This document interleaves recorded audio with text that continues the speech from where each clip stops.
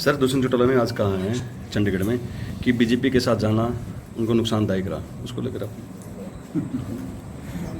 इस मुद्दे में अब कुछ नहीं बचा हुआ।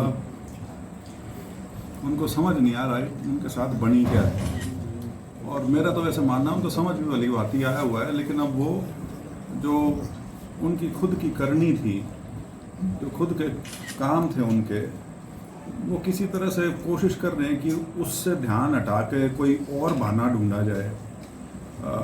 वो आज कह रहे हैं कि बीजेपी के साथ जाने से नुकसान हुआ। वो ये क्यों बोल रहे हैं कि उनको वोट ही बीजेपी विरोध का मिला था, तो सारा वोट बीजेपी विरोध का लेके बीजेपी के साथ सरकार में 4.5 साल तक उन्होंने इतने उच्च पद पे वो रहे हैं। और तो मैं इसके बारे में ज़्यादा कोई बयानबाजी करना नहीं चाहता, क्योंकि कोई फ़ायदा नहीं है, इन चीज़ों में कोई अर्थ नहीं है। 4.5 साल उन्होंने पूरी राज में भागीदारी करी है, और कभी भी किसी एक पल के लिए भी उन्होंने ये मंशा या ये अंदेशा नहीं दिया कि वो बीजेपी के साथ जो अलायंस था उसमें वो असहज रहे हों। अंत तक भी जब ये गठबंधन कहने को टूटा, तब भी ये नहीं था कि किसी मुद्दे पर टूटा हो, तब भी बहाना सिर्फ ये नकली सा बनाया गया था कि हम लोकसभा की 1-2 सीट लड़ना चाह रहे थे और वो भी हमको मना कर दी, इसलिए हमारा गठबंधन टूट गया। तो इन बातों का कोई औचित्य नहीं है। ये तो अब पानी जो था वो अंग्रेजी की कहावत है, वो पुल के नीचे से जा चुका पानी है, उसके बारे में कोई बात करने का कुछ है नहीं।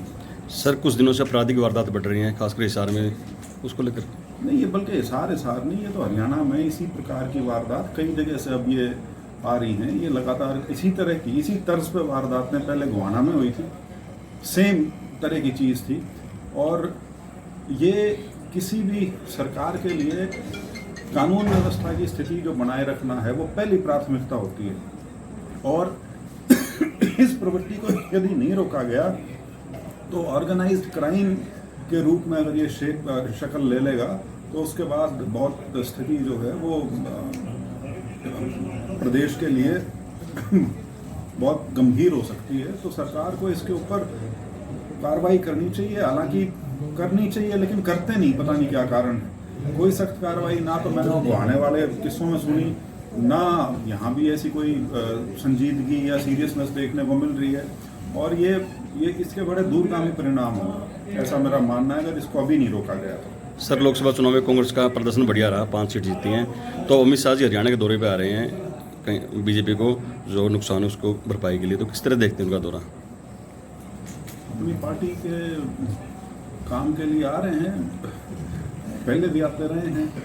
अब क्योंकि चुनाव महाराष्ट्र और हरियाणा में असेंबली के चुनाव भी आने हैं 3 महीने बाद, और इन दोनों प्रदेशों में जिस प्रकार का झटका बीजेपी को लगा है, तो बड़ी स्वाभाविक सी चीज़ है कि अपनी गतिविधि बढ़ाएंगे, कुछ कोशिश करेंगे कि जो स्थिति जो बिल्कुल हाथ से बेकाबू हो चुकी है, हाथ से निकल चुकी है, उसमें कोई बचाव हो सके, उस प्रयास में आएंगे वो। सर राहुल गांधी जी को विपक्ष की जिम्मेदारी मिली नेता की पहली बार, तो किस तरह से देखते हैं उनकी नई जिम्मेदारी? नहीं, बहुत बड़ी बात है, क्योंकि राहुल गांधी जी ने यह सिद्ध कर दिया कि जहाँ तक सड़क की लड़ाई है और जहाँ तक लोगों का नायक बनने की बात है, जो एक लीडरशिप की बात है, उसमें उन्होंने अपने आप को सिद्ध कर दिया है। अब वो सर्वमान्य लीडर हैं पूरे विपक्ष के, और अब पार्लियामेंट में जो भूमिका निभाने का उनको दायित्व मिला है विपक्ष की ओर से, वो उनका एक नया रूप जो है पार्लियामेंट में काम करने का, वो सामने आएगा। और उनके नेता प्रतिपक्ष होने की वजह से सरकार जो है वो अब निरंतर क्या कहूँ, चौकस उनको रहना पड़ेगा, क्योंकि अब बहुत बड़ी शख्सियत है अब जिसका उनको उनका मुकाबला उनको करना पड़ेगा। तो बहुत बढ़िया चीज़ है।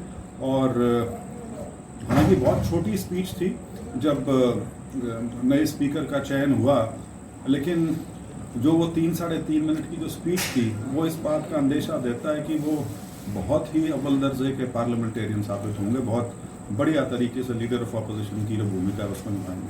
वैसे बीजेपी ने काला दिवस मनाया आपातकाल को लेकर 2 दिन पहले, उसको लेकर किस तरह से देखते हैं? मतलब बीजेपी ऐसा लगता है भूतकाल में रहना चाहती है। वो भूतकाल चाहे 50 साल पुराना हो, चाहे 500 साल पुराना हो, और देश को ले जाना चाहते हैं 1500 साल पीछे। तो भूतकाल में जो पार्टी रहना चाहे, अब उसके बारे में क्या तो बोलो और क्या ना बोलो। इमरजेंसी 1975, अब 2024 चल रहा है, मतलब वो और ये उस कड़ी का हिस्सा है जहां वो अभी भी ये बात शायद समझ नहीं पा रहे या समझना नहीं चाहते कि उनको वो बहुमत नहीं मिला जो पहले था। विपक्ष को बहुत बड़ी भूमिका इस बार पार्लियामेंट में मिली है और वो अभी भी ये चाह रहे हैं कि हम उसी तरह का बर्ताव रखें पार्लियामेंट में जो पहले हमारा रहा है। और देखिए, स्पीकर का बड़ा मान सम्मान होता है, उनका एक अलग दर्जा होता है, लेकिन स्पीकर यदि इस प्रकार का बिल्कुल राजनीतिक प्रपंच पार्लियामेंट के अंदर करें और उसको रेजोल्यूशन पास कराएं, तो ये संकेत अच्छे नहीं है एक अच्छी पार्लियामेंट को चलाने के लिए। क्योंकि पार्लियामेंट को चलाने की जो मुख्य भूमिका है, सही मायने में चलाने के लिए, वो भूमिका रूलिंग पार्टी की और स्पीकर महोदय की होती है। और पिछले 2 दिन से आभास मुझे तो ऐसा लगता है कि उन्होंने शायद इस इलेक्शन से जो असली सबक है वो भी लिया नहीं।